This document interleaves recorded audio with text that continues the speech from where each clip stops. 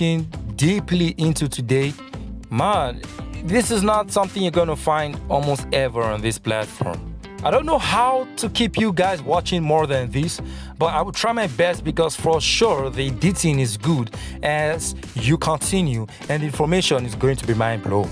If you watch this entire video and you don't like either, then please give it a dislike, right? And when I mean either, I'm talking about either the editing or the information being passed out.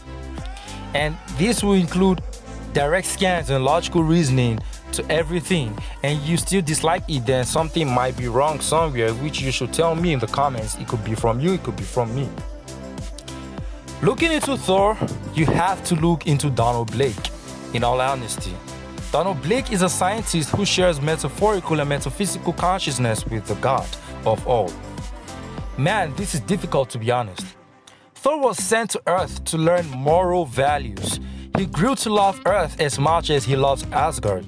To be honest, where I am heading from here on is something you really gotta pay attention to, this obvious narrative but yet so very unseen by many. Everything from sending Thor to Earth to Thor loving both realms and even the events of Ragnarok is all based on Jungian archetypes. I did promise, and I am promising to go over this Jungian thing in full during my cosmology video, my final cosmology video for Marvel.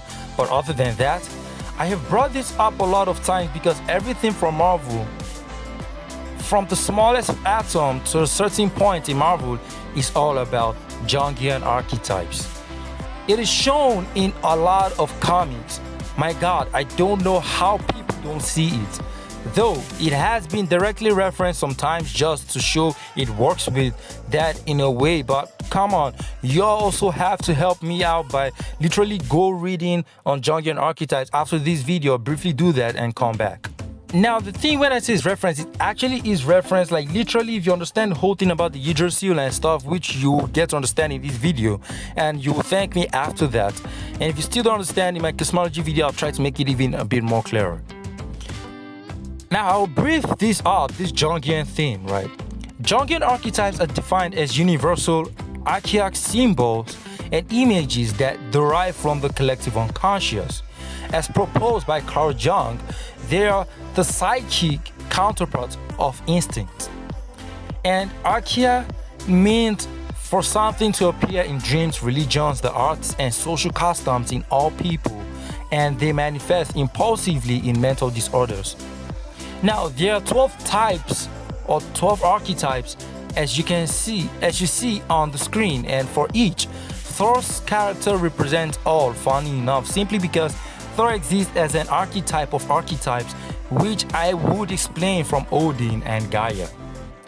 Odin plays the role of the everyman, the hero, the rebel, the explorer, the creator, the ruler, and the innocent. Where has he shown all this? As for the everyman, it is connected literally to every other thing here, in the sense that he is the creator of Asgard and much more, which would be touched up more in his own video coming this Thursday. To be a creator, you should be an explorer, as he has done with wars from realms to realms. He created Asgard mainly, but had help from his brothers, and his own father created the Norse pantheon universe like stars and all, as he was the first Norse god, even before the giants beyond even divine time and space. Odin also is a rebel, as he did rebel against his father by leaving him behind consciously but unconsciously, and then Bor died. Odin is a ruler of many things and also feared across creation. He's a hero from wars on several occasions. He is innocent, as he is very loving, caring, optimistic, shows youth even with psyche, with physique, and even romantic. If not, he won't have 3 wives as well. And also clearly he is a magician. And please, for those IRL people, when I say 3 wives and romantic, I'm not saying inherently you have 3 wives means you're romantic. At least to a logical extent, you should be able to have some sort of romantic or intimacy with them to even have such. You know what I mean? At least you're going to smash one of them. Gaea is a magician, the lover, the caregiver, the jester, and the sage. She has magic naturally.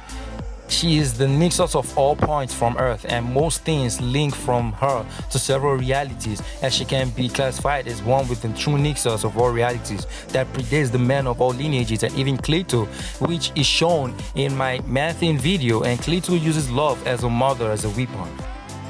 Gaea is a lover, as naturally women are made like this, be it goddess or mortal. And she built intimacy with a true being who also had such and birthed a boy. She is a caregiver, as she actually cares for her children, which are those native to Earth, and even the whole cosmos, and even the mother of all gods, including sky fathers.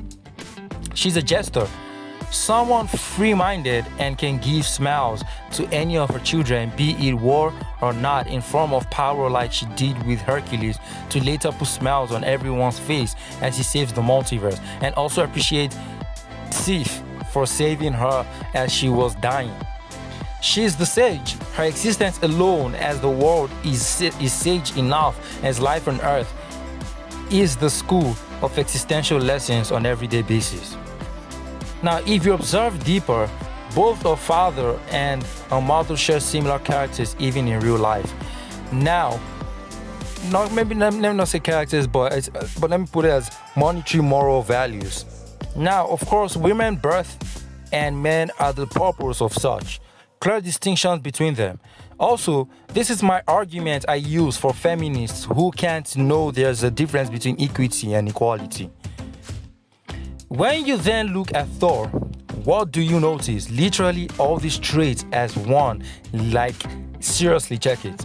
Thor is literally pure-hearted and is as innocent as he can get.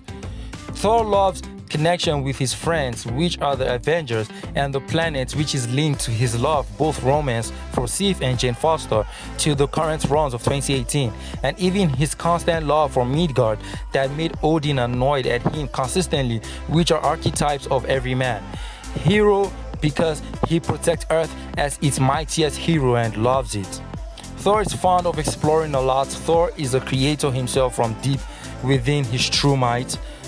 He is a ruler in his own ways, which is shown that he hates being king but wants his own path where he can lead without the ideology of a crown on his head. He uses literally Mjolnir and his power and has power of Gaea. Thor is a jester, as he is fond of laughing with even mortals and drinking meads. Thor is a sage as well. Now that all these scans have been shown, how about we even go deeper with these archetype things? And if you're very smart or observant, you would have noticed that this is the video I finally actually go deep into the metaphorical and maybe not metaphysical part of the Marvel cosmology to a good extent, to pay attention. The definition of the archetypes from earlier is all based off of beliefs. I can't place all the scans I have, as looking for them alone is stressful as hell. So have at least two from very different but same context to solidify this claim, as humans' beliefs literally shape reality itself. Now, I didn't say God, I said reality, and this is why. We do know that Odin literally created Asgard and literally the gods as well, unironically, but this won't be fully hit on in this video, as I gotta save up for Odin's video. Just know that Odin's skills higher than the iterations of eternity, and from this video with just Thor, you would know why. But from Odin, we head up to the Never Queen, which nothing ever truly dies, because as long as belief exists, then a possibility exists, and if a possibility exists, then transfinite more can. You can check my Never Queen video for more information, which will be linked down below. The human girl believed, and it literally birthed the 8th cosmos, or the 7th, if I remember clearly. Humans thought can birth God, as well as stated by Gaea, but to be honest, this would be clear better in the Odin video. We see that Blake tells Thor that the existence of gods is basically reliant on that of humans, and these gods exist within the humans, and in that comic, that's how they was reborn post Ragnarok. And now you all see that metaphorically and metaphysically, Odin and Gaea basically Marvel put together. in sort of a literal sense. Now, to talk about that, you then need dimensional existence quantification to prove further, which this video is about to get a lot more hurting to some people, a lot more factual in truth, and a lot more entertaining to see someone unlock what most power scalers struggle to even understand. Even from my first paragraph, a lot of power scalers don't know that. Now, you must have realized that Donald Blake concept is also archetypal, and in this recent Thor comic, this is shown that Donald Blake has been living a fake life created by Odin quite a long time now, which is all archetypal within Thor's consciousness. Now, let's go into some feats and start diving in on the main premises of this video. The Thors. So over the course of reading over 2,000 appearances of Thor, and more, not just 2,000, more actually, I have come to see that Thor exists as one, but the as many. I will explain the true Thor feats and the avatars shown and explain the progression of his power over time. Let's start with true Thor. He is able to tank the force of the universe of the Norse pantheon that lies within the sword of Heimdall. He's able to go toe-to-toe with Absorbing Man. Trust me, this is a lot more impressive than people would give it credit for. This is the same guy that fights God level tiers. He battles people that can transcend to high ultraversal tiers, and has even fought the Immortal Hulk and absorbed and nearly killed Immortal Hulk. Assuming the green door didn't open, that Hulk at that point would have died. Thor is consistently above Hercules. Hercules on his own is no slouch. He is easily the strongest god in his pantheon, even arguably above Zeus. Watch my Nyx video and my Upside Down Man video versus Chaos King video to get a bit of insight on what he can do, but to be fair, he was amped throughout. Hercules does morally exist naturally as a high ultraversal being. Did I just say morally? He just exists as such. Sorry for that error.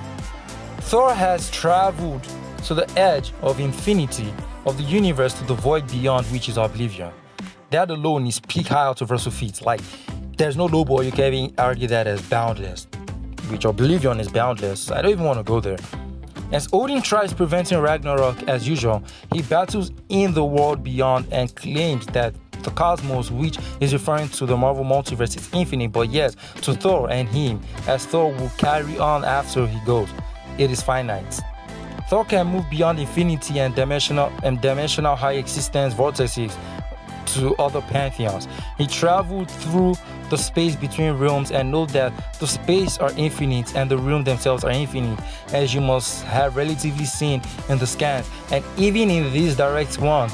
For this feat, also, the fact that Thor is doing this while weakened from fighting a freaking Celestial, which is impressive, as he could crack the head of Exeter the Exterminator, which I did explain everything you gotta know relatively about the Celestials and Exeter in my Ultra Monitor versus Exeter video. But these are casual high ultraversal feats and even into it.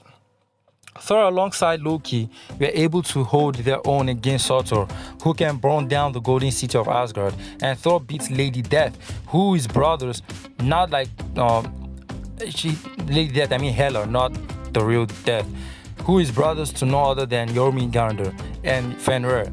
She can take anyone's soul as long as it is beneath her, and even the likes of Hades doesn't fear her, but while Thor is angry, his power is beyond comprehension to her.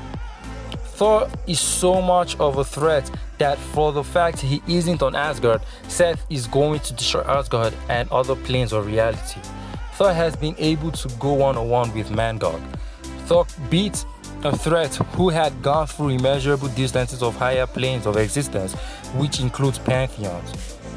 Rune Thor, or Thor with the Odin power, can create, heal, rebuild, and a lot more. Thor pushed the world engine linked to the 9 realms, which should weigh relatively as much as the realms, which is infinite. Each realm is infinite, and the space between them. But the space, anyways. Old King Thor is powerful enough to not just take on the Phoenix Force using Logan as its avatar, but be a good match, wield such power and use it with his and that of the Odin Force, which is stronger than what Odin had to fight Doom, who had the power of Starbrand, who had the power to literally shut down the rest of the universe pre-Secret Wars at the edge of the universe leading to the outside realm of the Beyonders. The power Iron Fist, which for weird reasons people think is weak, but I don't have Iron Fist scans here. The Spirit of Vengeance itself, someone who was Herald of Galactus, has challenged Galactus. And when I say even Spirit of Vengeance, they're talking about Ghost Rider, and even like this Galactus thing is small compared to the recent Ghost Rider, which is most likely the case, who literally beats the last host of the Celestials. I'm just gonna stop there. Thor and many heroes, and even worse, the Sorcerer Supreme. And Thor fights him for years until he wins. Thor, both young, middle-aged, and old, have all taken on Gore, which I would link my video on Gore and all so you can catch up, but I would still reference the feats better as we move. Thor is able to take on Malekith, for what the hell is his name again, skip my mind, but Malekith, the Dark Elf, with the help of his past and future selves, and also Jane Foster. Thor becomes Odin 2.0 as he got power from Yggdrasil that got planted in the sun, and he gained the power Odin had, and even worse. Literally, he was blatantly way more powerful than Odin, because normal Thor has been kind of rivals to the physical embodiment of Odin, which does not make any difference between the physical embodiments of Thor. So it's pretty relative when you check the context and put it under. And even on an archetypal point of view, Thor is clearly superior to Odin. Thor is fully capable of fighting the Collector. To be honest, I got seriously bored mentioning feats, and it isn't really my style. I have been dying to explain them, to be honest. Before we explain the main Thor feats, which I will still add extra, how about I explain this whole concept of fake Thors, especially Jane Foster? And to be honest, I don't like her character for any reason, but she has a huge chunk of Thor's power. Looking at these Thors here, there have been instances where Thors were created to fill in the space of Thor when he isn't around. Like when Beta Ray Bill was made Thor, Thunderstrike, and this redhead. Each of them played their role and played it well. The Thors that don't look like Thor himself, except Beta Ray Bill, have not much to be said about. But if you know their scaling normally, just add a fraction of Thor's power on top, which is still impressive. Check the people that have his power, look well. Now the Rune Thor, who could create and all, he started the whole unworthy thing as he was becoming very arrogant like he used to be before Odin sent him to Earth. And worse, he had the Odin Force and left his power of Thor, which his son Magni used. Now this Thor is actually true Thor, but for a period of time, and this is the same Thor who later became Rune King Thor. For those who don't know, go read Thor 1985. Next up is the 1995, I can't remember. Next up is the Ultimate Thor. I call this one Space Cop as he literally likes investigating and he's strong. His hammer would later be used by Volstagg as the Thor of War. Ultimate Thor is from a dead universe, but yet his weapon comes from the true Asgard known as Old Asgard. We have Unworthy Thor, who is actually the true Thor and the one who matters the most. He can literally control every Mjolnir as he sends that War Thor's hammer back from where it came from. Literally can wield several hammers as he burns them every day. He did take back his hammer from Jane Foster, but she was still worthy of Thor. He fused the hammer with the power from Yggdrasil. Even like this, he's strong enough to battle on par with Odin and Jane Foster to fight Mangog. This same Mangog laid waste to Volstagg in Thor form.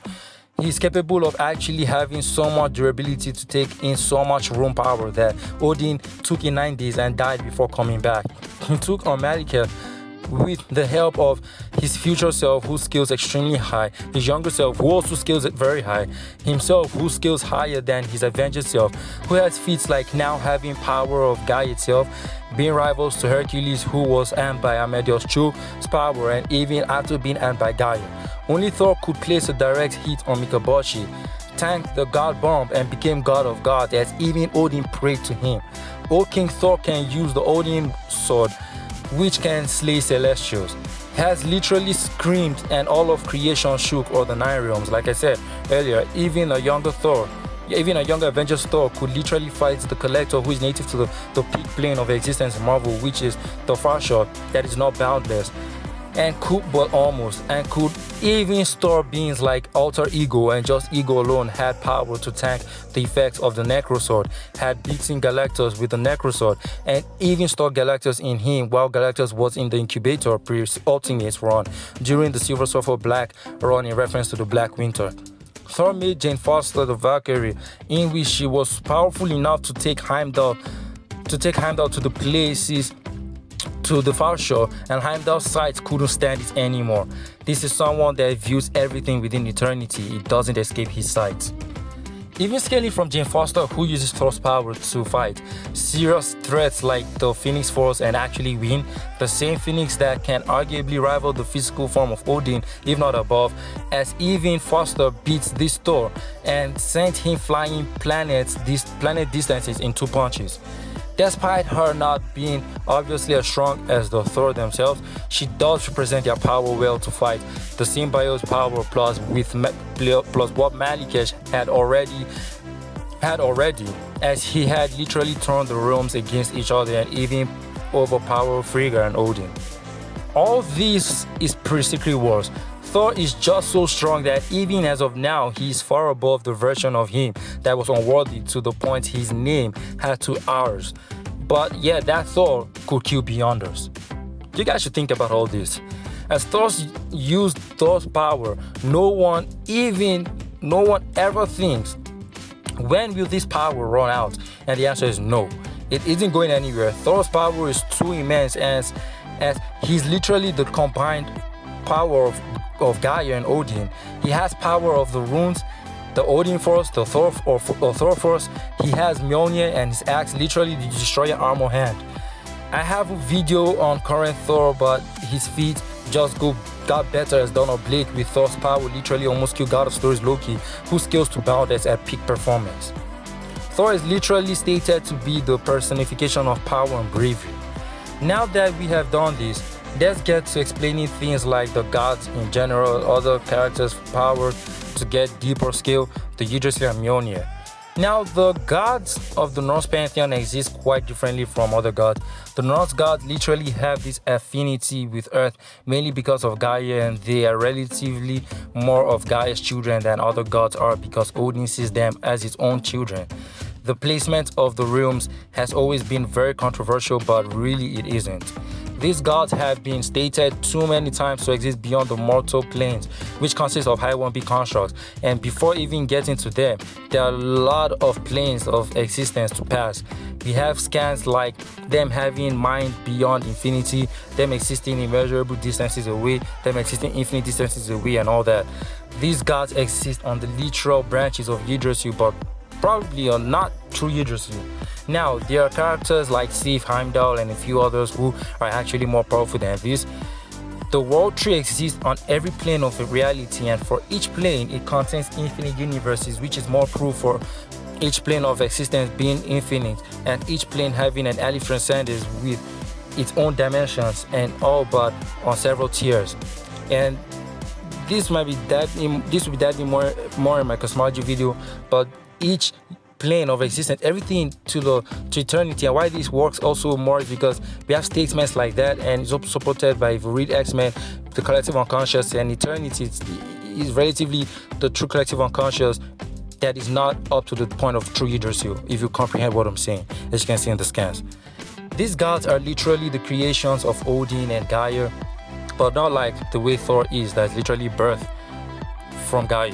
Odin created Asgard, has power to turn every god to a mortal. If you threaten Yggdrasil, then you literally threaten Earth and Odin.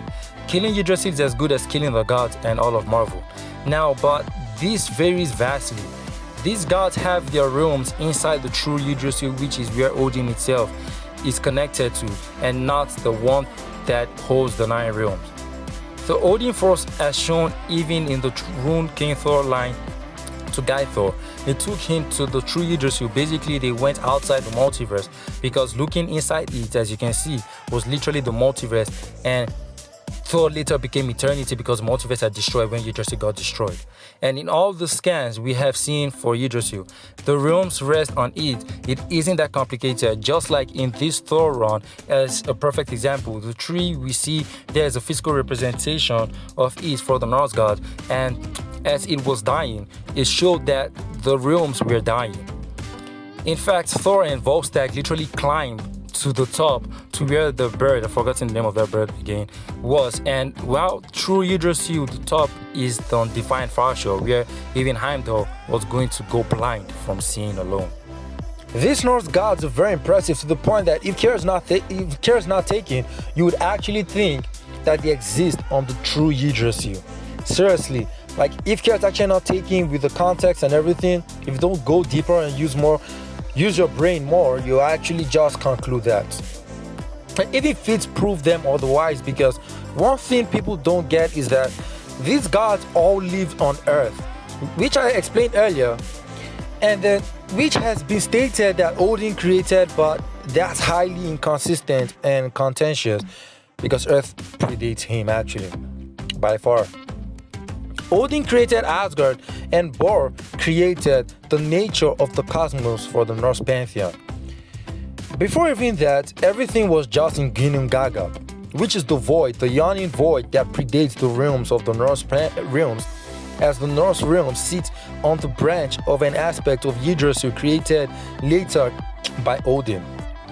And that's why you have people like Seth using the gods to trick the tree that Ragnarok is coming, meaning it will destroy, and they got rebooted. Not like they died in something, but they all literally got rebooted and lived in mortal bodies. Even some, they live in their normal forms, but they didn't know they were gods. Odin created it. I don't know if you guys are actually following up with all this. When I decided to do the cosmology video, all will be addressed a bit better, especially the transcendence parts. I believe anyone competent enough shouldn't have further issues.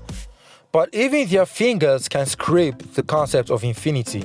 Even Thor within the sheep of the collector got stored in a cosmic cube, and he just touched through the fabric of existence as his divinity is beyond dimensions. The term dimensions in Marvel is simple to grasp but controversial. That would be addressed in my cosmology video. Also, the roots of Yggdrasil know the beginning and the ending.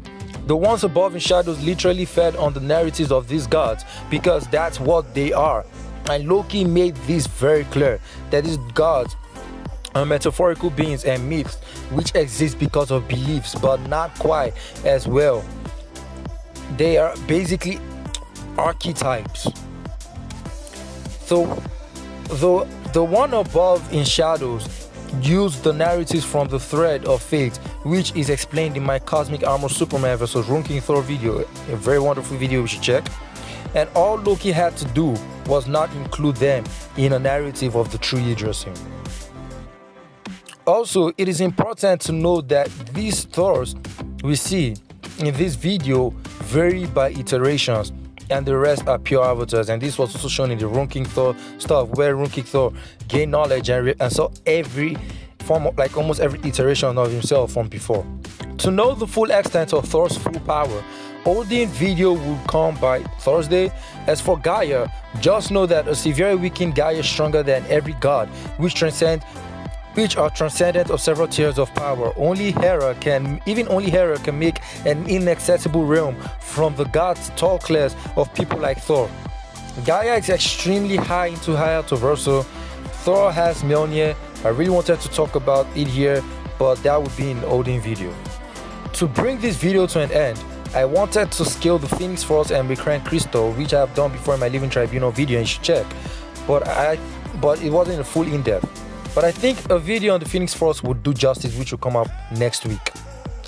I don't know how much I was able to show you a true context of Thor's power, but I am very sure I did a satisfactory job, because it isn't actually about mentioning all the feats in the world for these characters, but mainly knowing the cosmology, their existential ranks, and the context of their feats. Even if I was to mention every other feat of Thor, they would just be avatars, which is the case for the most part, except his many Avengers appearances. But other than that, even in his own runs, his avatars are everywhere and people sharing his power, but yet he's still abnormally powerful. The Rune King Thor scaling has been ruined, and quickly I would address it. I already explained and showed proof that the ones above in shadow fed on the narratives from the true world tree, because once you start talking Yggdrasil Omniverse from the outside realms, then you're talking through Yggdrasil. They didn't feed from the House of Ideas because nothing implies or shows such feats. Please stop wanking Rune King Thor to the House of Ideas tier. And also stop saying he didn't beat the Shadow God, which is utterly brain dead, as they was literally scared and offered him a place with them, as he one-shot the true Yggdrasil, aka all of Marvel, from the tier of the one below all, which is Klipoth, and the above place of the Never Queen, which is Kabbalah, or the avatar of the one above all. These are boundless tiers, which I have explained how so many times. Rune King Thor literally disconnected Ragnarok, as that's the whole point of the Shadow Gods. They only come back because when true Ragnarok takes place, it doesn't affect just the Norse pantheons, but Marvel, and that's why freaking iterations exist in the first place. How come people don't know this basic stuff from Marvel? I will link every video to guide you step by step, to be honest. So yes, they come back when a new Yggdrasil is being reborn, and guess what? Thor is an essential spark of this. As we speak, current Thor can be scaled easily to the tier of the one below all, and here's why. We do know that Odin alongside Gaea already scaled to the true forms of Yggdrasil, because Odin scales to Gaea, who scales above eternity, and she's the foundation for Marvel, which is linked to the Yggdrasil directly as the mother of all. Odin is the father of all, and his true form is one with Marvel in some sort of way, but that would be safe for his video. Thor's avatars or powers are shared to fight people that can make Yggdrasil bleed like gore, and Thor has even hurt Null himself with his archetypal lightning. People like Valkyrie, Jane Foster can journey to the Far Shore, which is home to the first firmament and the Celestials and the Collector, and these people are even above people like the Shaper of Worlds, which eternity is like Spec, the iterations. Thor skills far above Galactus, and so many more that trying to keep going on and on is just pointless. Thor is the true archetype, and he has both of his parents' powers in one, and is the gods of gods who are stronger than gods. Thor, while lowballing him at full power, is still stronger than eternity and most cosmic astraps put together. And let me just say this, current Thor is actually relative to Rune King Thor, and this is something I'm willing to debate, and I might entertain it even in a VC debate, to be honest. Other than that, Thor is one of the strongest characters ever, and you can upscale him far more when you realize Gaia predates even Man-Thing and Cadmon, which both have shown feats to resist the divine creator, which is another level of archetypal transcendence on its own. And transcending all of philosophy is the greatest feat I know anyone can pull off, which can easily get to boundless. Yggdrasil seed literally stated beyond all forms of math and language, which is transcending logic and all forms of cardinal numbers. Naturally, each Yggdrasil for each tier is an inaccessible level of power, scaling from the collective unconscious. Naturally, each Yggdrasil for each tier is an inaccessible level of power. Each forms literally each tier Marvel, and each tier is inaccessible to the other, and this has been stated quite a good number of times, and everything is just archetypal. But all this would be exposed better in my final cosmology video. This is a topic I can violate anyone on, and that's debating me on how powerful Thor is, or even major of the gods, majority of the gods in Marvel. But I don't care about most opinions, since your opinion is likely very wrong, as I have seen numerous times from people. But I still do appreciate when people try to use logic to prove I am wrong, but at the same time still very flawed. I appreciate that to them people who come to insult and get one shot. So if you found this video informative, please do to like, share, comment, subscribe.